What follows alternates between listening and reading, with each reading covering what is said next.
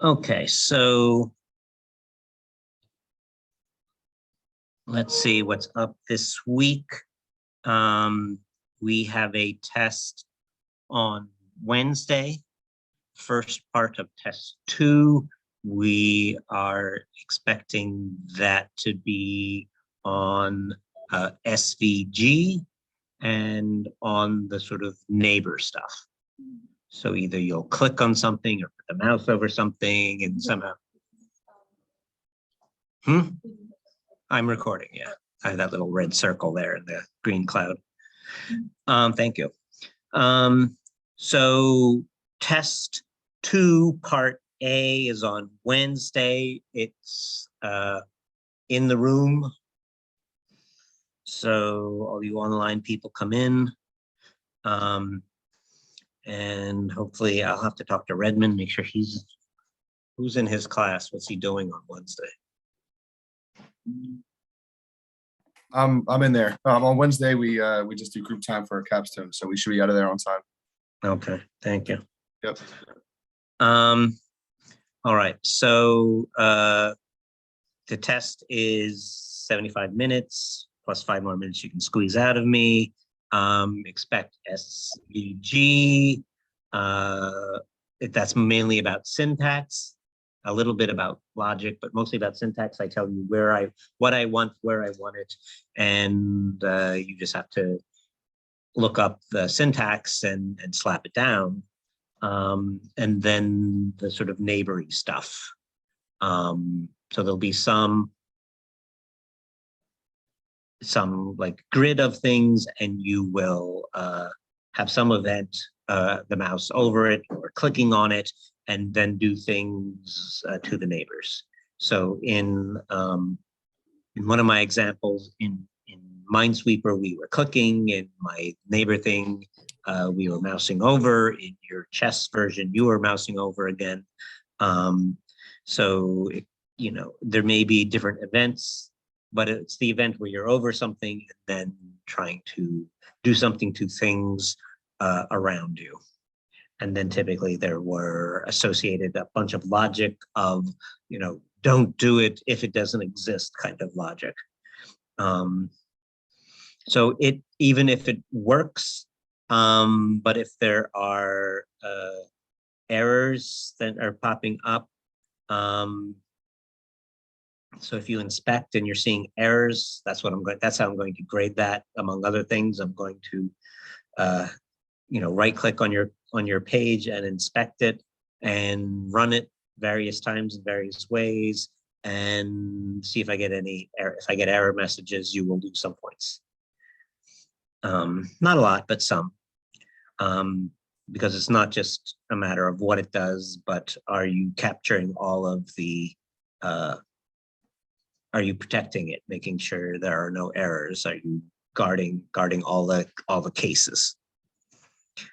That's what you're expecting on Wednesday. I know there's at least one person has a scheduled conflict in this course, so I know I'm expecting that person to take the test at a different time. And somebody else had another major exam. And I agreed with that student to take the test another time. But otherwise, I'm expecting everybody else to take this test on time in the room. Okay, what else? Then I made that announcement I made earlier. Then, apparently test 2 part B is on April 1I. That should say the 11th. I got it right in the body. So next Monday is the second part of the test. There you are expecting React. Almost certainly read a JSON file. And then I also, because this is the second part of the test, I specify what labs and homeworks are due by that night to be eligible for full credit. If you have questions, somebody sent me a lab, one of the React labs, and just had a subject like lab 11 or whatever the hell lab it was. Maybe 12, lab 12 or something, but no question, no help, no nothing in the subject matter. But that's what he wanted, was help, not to submit it, but he wanted help. So give me half a chance to help you if you're sending me email that it says that. And the closer you get to the test, the less likely I'm going to get to you before the test. So you should also, if you know you have questions today, then hang around and ask them. I know I have a question. The first question goes to Nick. Okay. So that's what we're expecting coming up. Wednesday, a test. Next Monday, a test. Today, I'm starting new material. Today, I'm starting sort of view and timers. So the third test, which will be in the finals week, will be some view, some timers, and I'll bring back XML. So I'll bring up some XML lab or practice test or something like that before we're done, so that you will see XML again. But definitely expect to read some XML, some JSON. I haven't tested that yet, and I like JSON. And also make sure you know that that requires the live server. Questions? No questions. Let me have a quick peek on JSON. Let's see who else showed up. Ian, Kevin, everybody else I think I had. Okay. All right. Any questions at this stage for the recording? I don't see anything. Okay.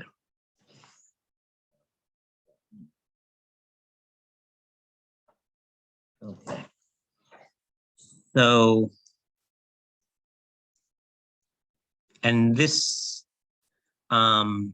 React from 17, I showed you, but I did not give you a lab on that material. So this set lab 17 is not on this registration stuff. So the React typically has one class. This React had two classes. So don't expect a 2-class React, expect just a 1-class React. Okay. So view.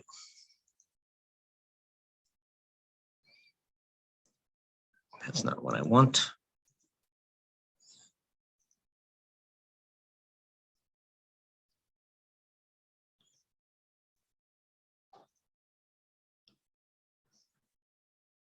All right, so there it is in my downloads.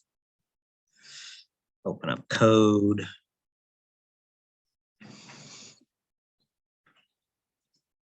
Direct my folder to downloads.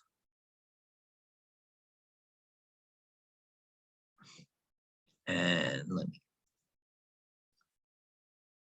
open, what did I have too much stuff now. What did I just bring down? View intro. Here's view intro folder. There we go.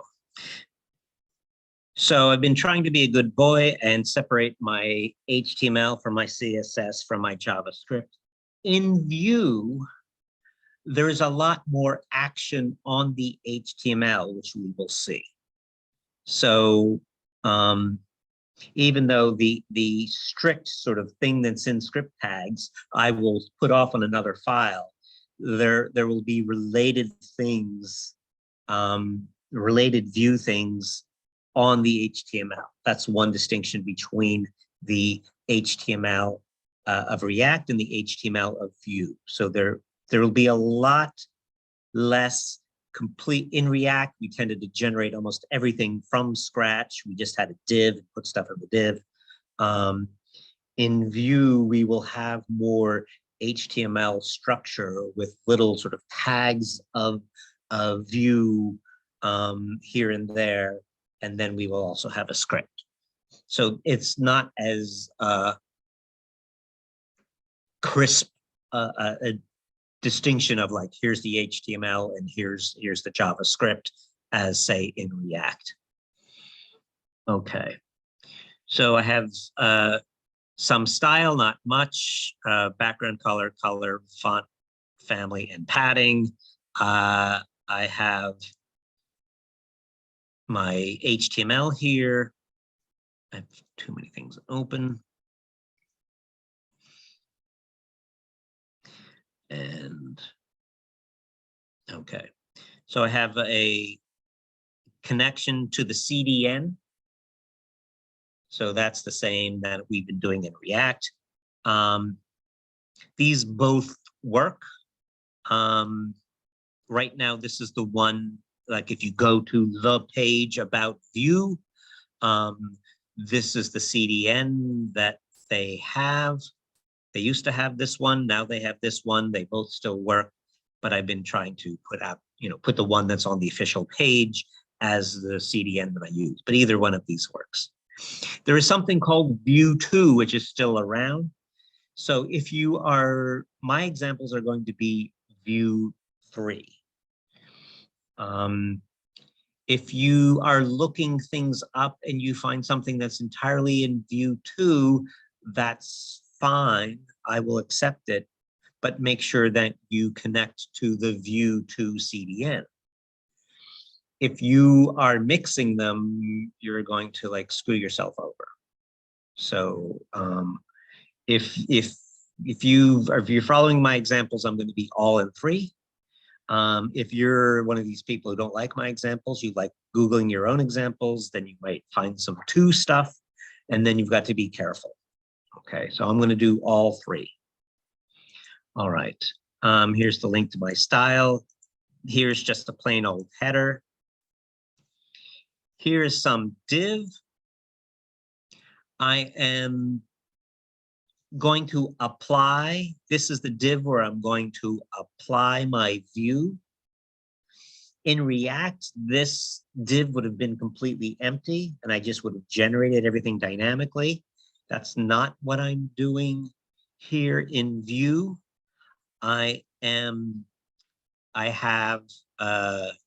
working with a header too for I don't know what reason, but I am.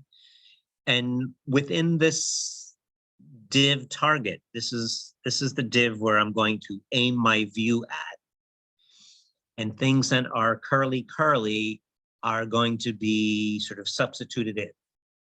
So I'm going to have in my view, I'm going to have some variable called message, and the value of message is going to be shoved in there when I run this page.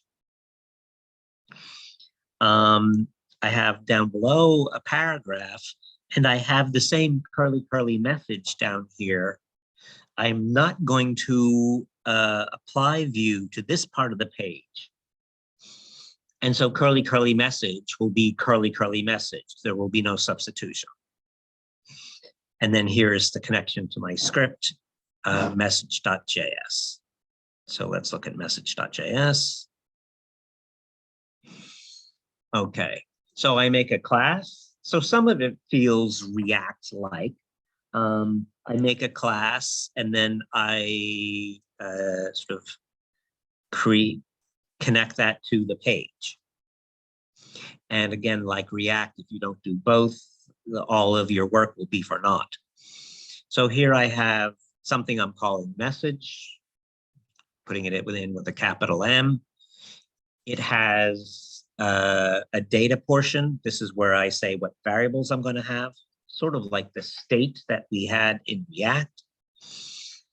And I return, I have this data thing and I return my variables, which can change. They're variables after all, but not in this simple little introductory, but later on we will be changing the state or changing the variables. But here's my message. It is easier to go downhill, blah, blah, blah. Okay, so that's all I have. I have sort of a simple, I have this class. I have this sort of, I'm making this view class, and then I'm going to make the object and associate it with the page. I use the word mount.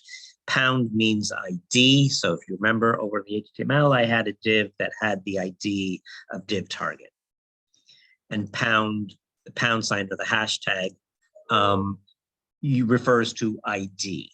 So this means find the thing with an ID. Basically, think get element by ID. So go to the page, find the thing with an ID of div target, and associate the message with there. There's a variable in my view called message, and I'm going to stick its value. So terribly exciting. I've made the page. This is what was put on the page sort of by view. Down here is curly message in the region of the page that view is not applied to. So their curly message is just curly message. Whereas up here, where I've applied the view, curly message is substituted with the value of that variable, that message variable.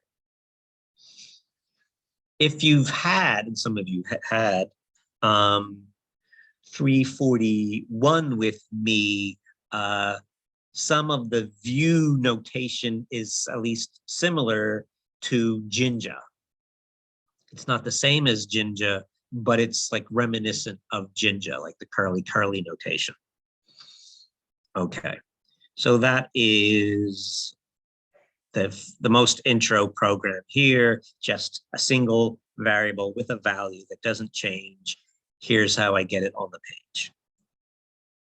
Okay. So let me close all of that. Let me clear out my downloads. I have too many things. It's confusing me.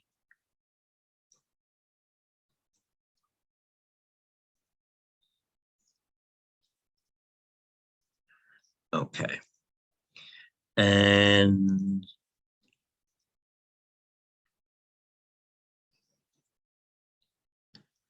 okay, second one. This is just more variables for the most part, and one VIF. So I'm going to have a Boolean variable, and I'm going to display something or not display something depending on the state of my Boolean.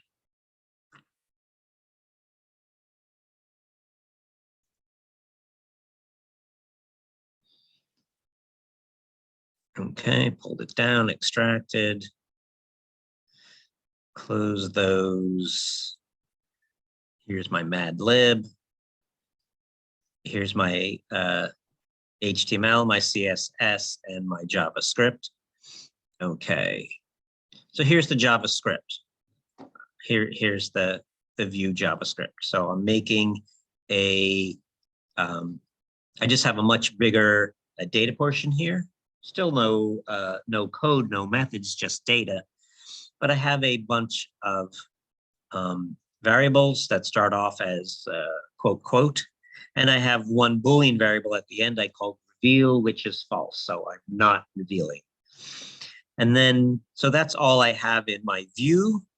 A bunch of variables that are strings, one variable at the end, which is a Boolean, which starts off as false, and I apply that to the page.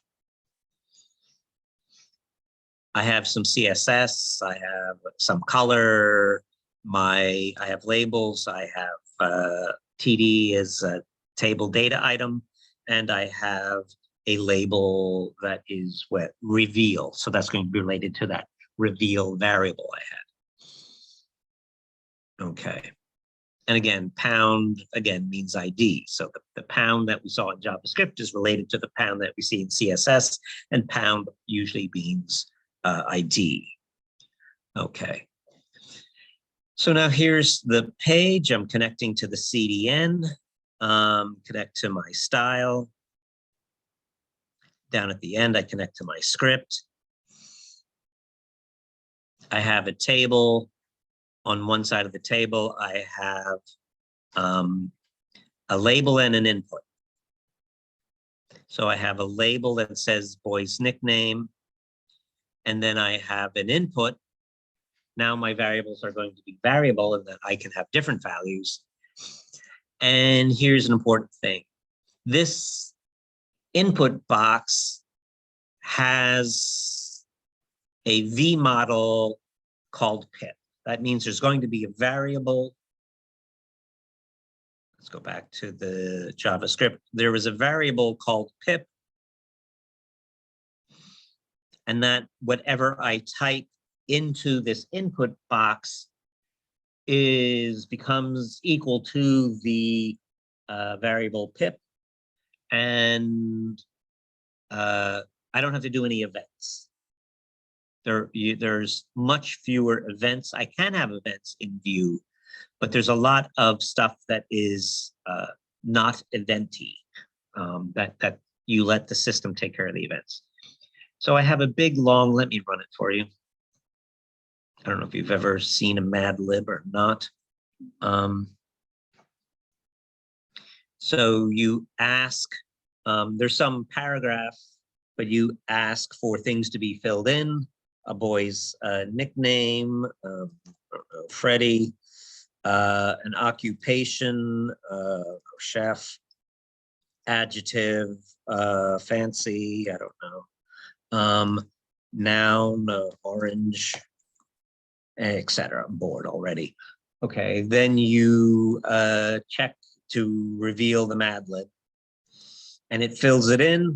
Most of them I didn't fill in because I'm lazy, but it says, as a young orphan boy, Freddie, that filled in from here, lives with Joe, the local chef. And then if I change here from chef to blacksmith, you see it changing. It was updating live. I have no on change event. I didn't write any events like that. Vue is handling the events for me. If we were back in sort of regular old JavaScript that we were writing at the beginning of the semester, I'd have to have an event associated with the input box and have it change the variable, and then have the variable directed to my paragraph and update my paragraph. All I'm doing now is saying I have a variable, whatever's in the box is the value of the variable, and here on my page is where the variable goes. Everything else is taken care of for me by Vue. And the state of the checkbox is related to that a reveal variable. Okay, so that is my Mad Lib. Okay, so let's look at it again. So in the HTML, so there wasn't much to the code here. Again, I'm not writing any really major events. Vue's handling them for me. This is mostly about data. We'll get some events later on, but this is mostly about data. I have a bunch of data, a bunch of variables, and start off with empty string values, and I have a Boolean reveal.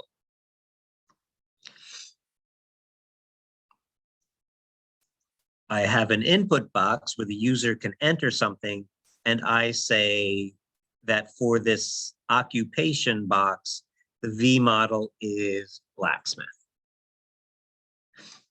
So that's the name of the variable, blacksmith. So I used the name that goes in the original paragraph. I used that as the name of my variable. I could have called it occupation, but I called it blacksmith. It's just a variable name. Okay. So, but that says whatever I type in the box becomes the V model, becomes the blacksmith variable. V model equals blacksmith. Written in an input box like this says whatever written in the input box becomes the value of the blacksmith variable. And then down in the paragraph, you saw that I had here in curly curly the blacksmith variable. So it got put in there. As soon as the user typed it in the box, it got typed in the paragraph without me coding any events. The events are coded by Vue automatically. Here's so there were just a bunch of inputs, and then here is the label. And that's a label, so who cares about the label? Is where here's the checkbox. And the V model for the checkbox is reveal. So I don't have a value for the checkbox. I don't have a value for these. Remember, what's usually written in an input box is its value.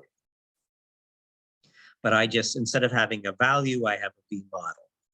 And usually when I have a single checkbox like this, again, this is a single checkbox, which is always a little bit different than a set of checkboxes. But for a single checkbox, instead of having a value, which would be true or false, I have a V model equals reveal.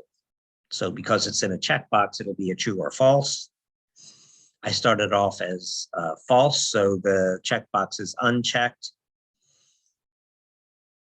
And I have a div here with a V if. And so that's telling me whether this thing is displayed or not, whether or not I have this div. I will have this div, I will display the contents of this div if the reveal variable is true. When I started the page, it was false, so you didn't see the paragraph. Then when I checked the checkbox, it changed the value of the reveal variable and made you see the paragraph.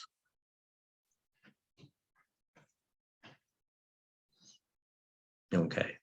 And again, there's no click events, there's no on change events, all those sort of standard events of update the page when you update the values, that happens automatically. Any questions? No. All right. What do I have next? Let me take out Matlib.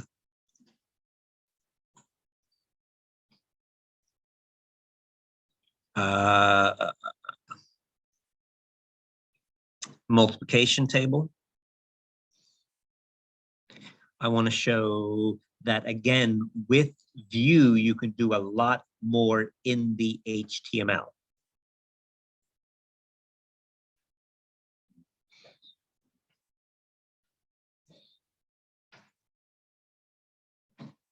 So there'll be a lot more. There'll be some HTML on the page, but some of that HTML will be coupled with VUE code. Okay, multiplication table. Okay, let me open it up so you can see how exciting this is. It is a multiplication table. Surprise. Okay. So there was some style. I have a style of TDs. I have a style of a table. I have a style of a header. I have a style of a body.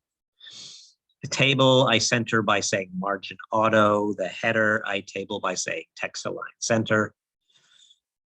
Life used to be easier, but now it's not so easy. Here is my JavaScript file. Pretty much blank. I have this object mult table. It has a data which is empty, and I associate it on it with a page of mmult. So all I'm really saying is I don't have anything for you other than I want you to apply VUE. Apply VUE to the page in this, wherever you find the element with an ID of multiplication, apply VUE. What VUE? Pretty much just an empty, trivial object of VUE. So just VUEify it, make it VUE, and then we'll see what happens. So all the VUE of the multiplication table is over here in the HTML. Here's the CDN. Here's the connect link to the style. Here's the link to the mult.js, which applies VUE. Here's the table with an ID of multiplication. So this is where the VUE is being applied. And I don't have a big 12 by 12 table. I don't have TRs and TDs galore to make that big table that you saw. What I have is a for loop in Vue. So some of the Vue code, again, some of the Vue code goes over in HTML. This is also sort of, if you've had my other course, sort of Jinja-like. It's not the same as Jinja, but it's Jinja-like. So here there is a for loop, a V4, which says make a for loop. So I have a T row, a TR, which makes rows. If you've done your homework, you know that. I have a range, basically, I have a range from 1 to 12, and I'm looping over. So for I in 12, so that's going to go from 1 to 12 and make me 12 rows.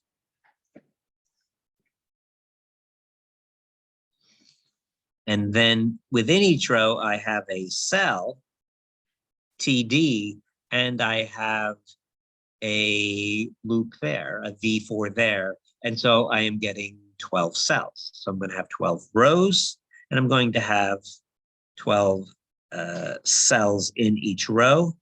And then within each, what's in the cell is going to be I times J, which is going to do the multiplication for me and make my multiplication table. So this is a different philosophy than we saw in React.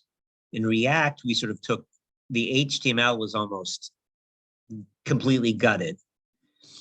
In Vue, you try to simplify your HTML, but you can have some Vue code in there. So you don't completely gut the HTML, and you're allowed to have some of your code, some of the simpler code in the HTML.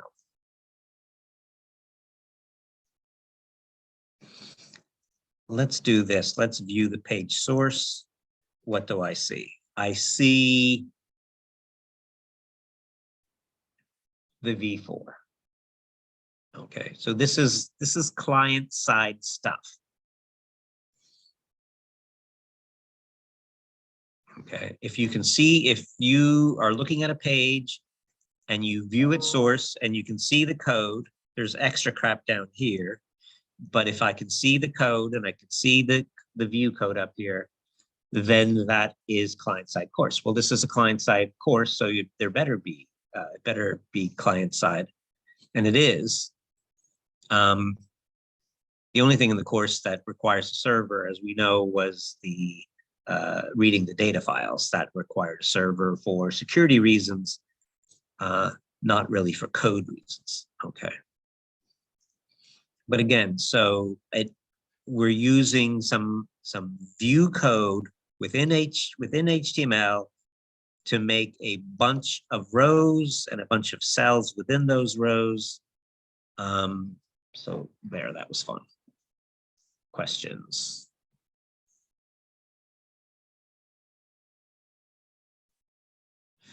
All right, what is next in Vue?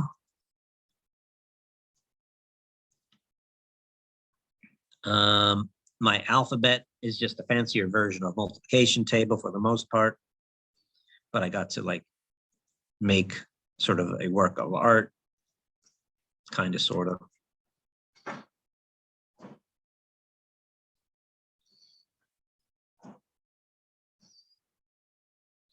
All right, so here it is, alphabet.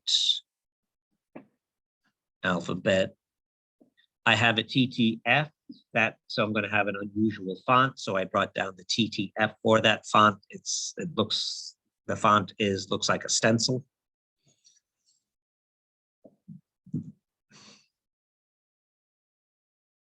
I don't want to install it. So it's a stencily looking font. Okay.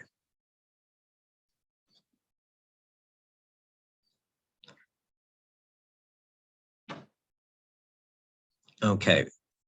This time I was telling again, it's just mostly data. There's a little bit of code here in the split. So I took the letters, including a space, and I split it on quote, quote, and that created an array. So I have an array of letters, including the space. So I have an array of 27 things, a space, and all the letters in the alphabet. That's all I have in terms of Vue code, except I have an object and I apply that object to the page. But other than that, that's all the code. I have some style. Here's the font stuff.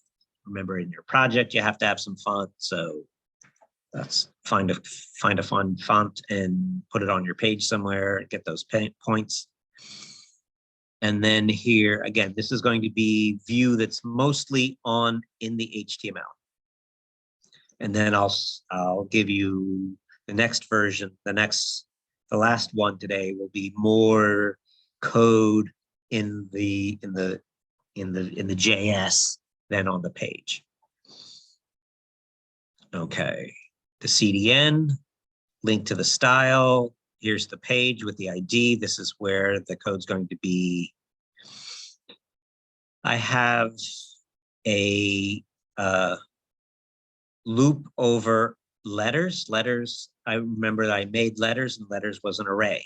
So I have this array and I'm doing the V4, I'm looping over the array. Item will be the letter and index will be a counter. So I have a counter and the element of the array, which is a letter, as I have a for loop over the array of letters. I have this weird thing called a template. And I'm making a for loop.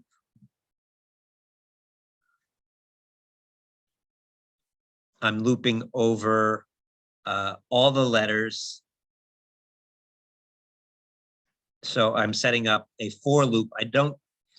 There's a weird, I could not get my for loops to start and stop at different places.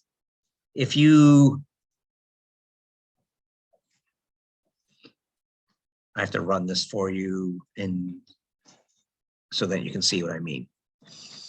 So the first alphabet goes space A, B, C, D, all the way up to Z. The next one starts at A and the space is at the end. Then it starts at B and space and the A are at the end, and so on. So I really have, in each row, I have two arrays, or two loops over arrays.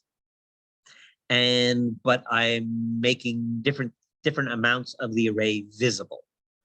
So my loop isn't over TD. My loop is in my template, which is sort of like a hidden thing. And then within my TD, I have a V if. So if index 2 is greater than or equal to index 1, I'm displaying the cell. And then I start all over again. And I start looping over the alphabet again. And this time I say that if the opposite condition, if the index 2 is greater than index 1. So I have two loops. The outer loop uses index 1. Both of my inner loops use index 2. And I have a condition on whether the cells are visible or not based on the relationship between index 1 and index 2. And that's what gets me this sort of staggered start of, it started with space, it started with A, it started with B. I'm changing what is visible in that first loop, and I'm doing the opposite, making the opposite thing visible in the second. So this one starts at space the first time around, and then A the second time, and B the next time, and then this one does the opposite. Whatever was hidden up here is visible down here, and that's at the end. So that was exciting. It made me learn about templates, so that was fun. So you can loop over your normal thing, like TR. You can have a V4, but if you need to do something fancier, and I could not, because I was doing this fancy thing of this staggered start, I couldn't do the V4 in the TDs. The multiplication table was easy. I could do the V4 in the TDs, but I could not do that here. So I brought in this idea of the template and then just showed this or didn't show it based on some condition. So that was fun. That was just me showing off. I wouldn't put anything like that on a test. I probably scratched my head for a day on that or something. Okay, but there is this thing called a template that makes it possible. Okay, I think the last one of the day, and the one that's most like what you have to do.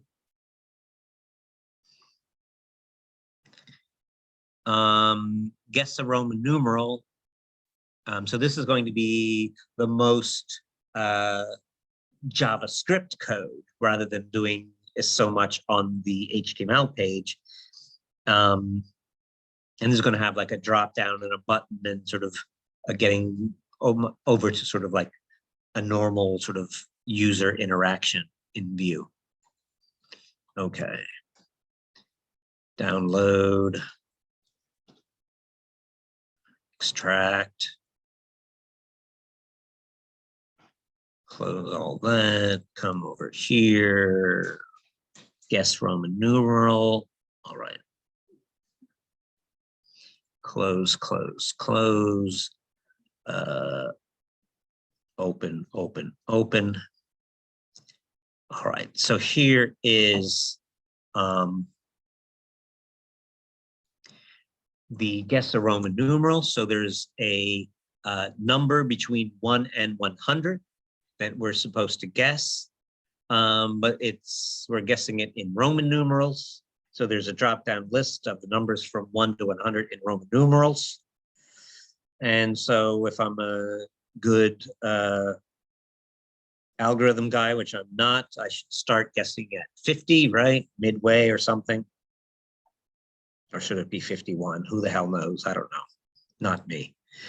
So my guess was L, which was 50, and it's telling me that that's too low. And so I guess my next guess should be like 75 or something. LXXV. And that was too high. And so it's more than 50 and less than 75. So I don't know. It's already confused by this game. Let's try 63. Why not? And that was too low, so I need to go up. 67, I think. So then I got the answer. Okay. And then I can reset and start all over again, but I cheat and say, oh, the random number is 84 because I'm bad at this game.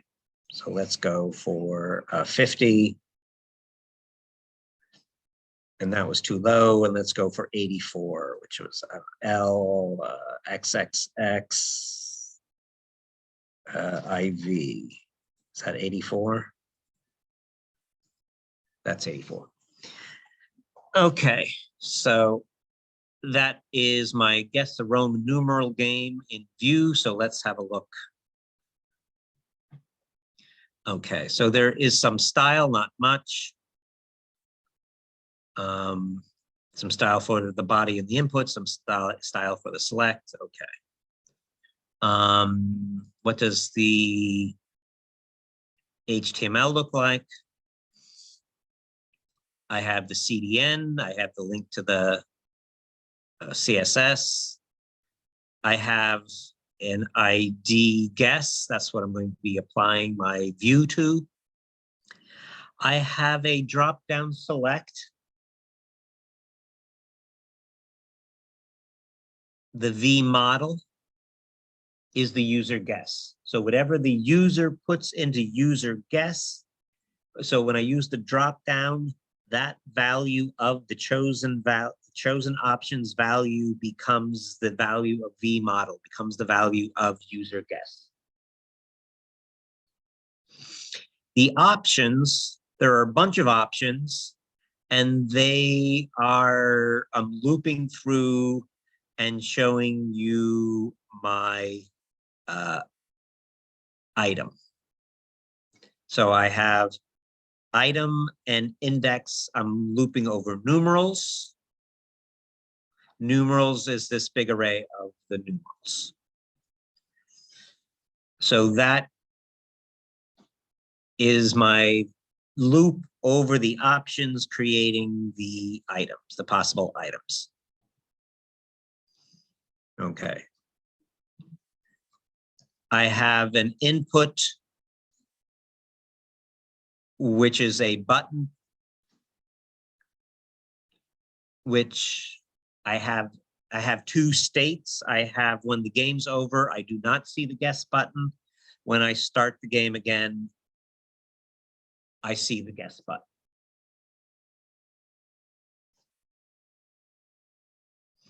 So this button is the guess button. It's visible if my display is false, hence the little exclamation point here.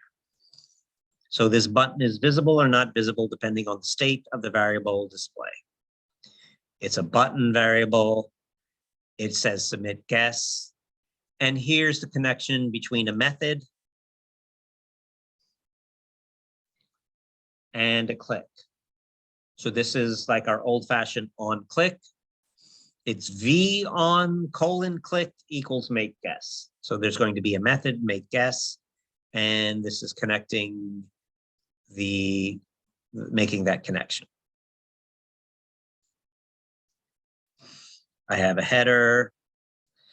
I have an ordered list, and I have list items, and I have a loop over the tries. And the an element of tries is an object that has a value or a val and a status.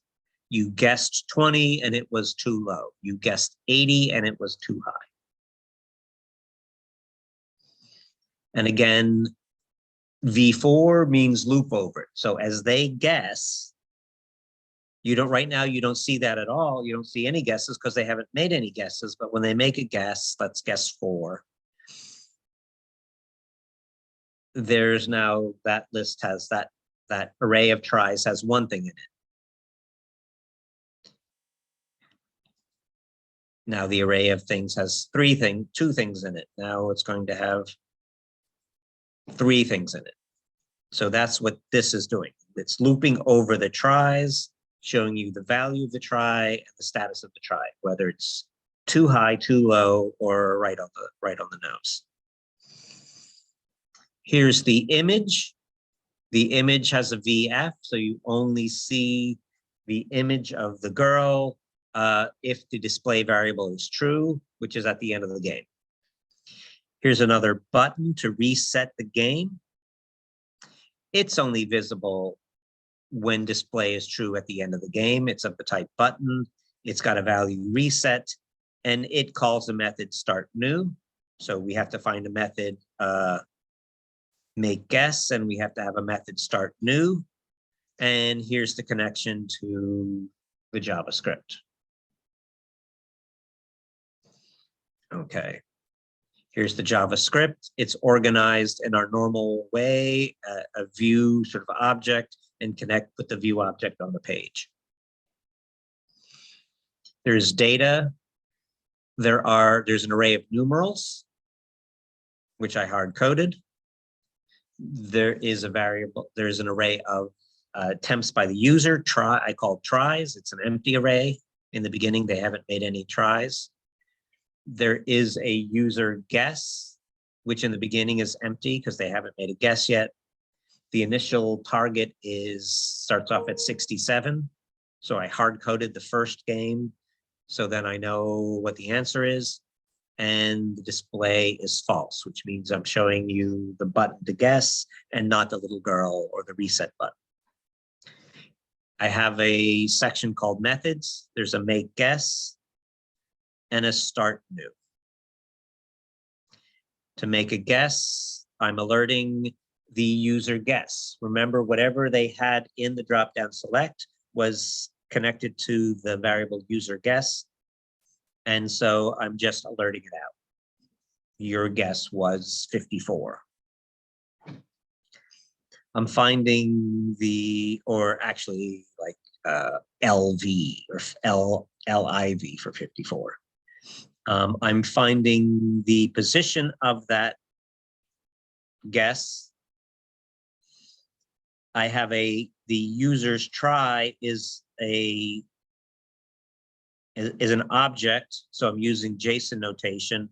It has two properties, value and status, which start off as empty. My indices start at 0, but my value started at 1, so I have this weird little +1 thing. So if the position is less than the target, then the guess was too low and the status was too low. Otherwise, if the position was bigger than the target, it was too high and the status was too high, and otherwise you got it. And the value of the try was the user's guess. And then I push the guess onto the try array. And I don't have to say, put it on the page, because that's automatic. Start new, I clear out the tries. I make the display false. I set the user guess to quote. I get a random number for the target. I alert the target because I like to cheat, and I'm ready to play again. I don't have to go to the page and say, don't show the girl, don't show this button, show that button.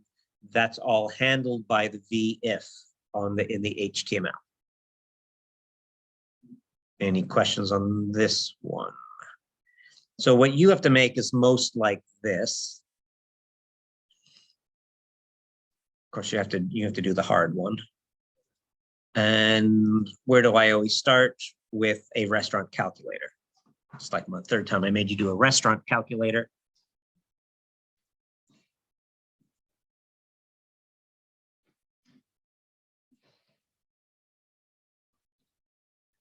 Okay.